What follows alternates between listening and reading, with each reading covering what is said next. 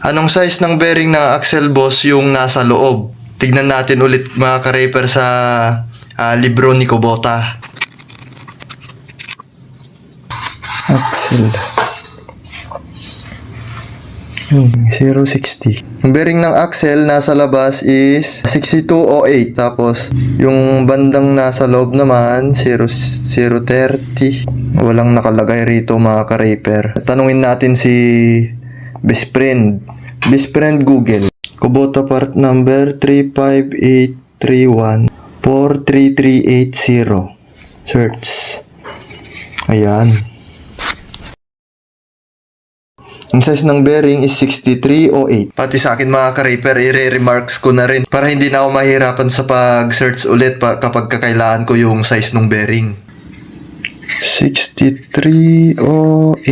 Axle bearing nasa labas 6208. Ang axle bearing naman nasa loob is 6308.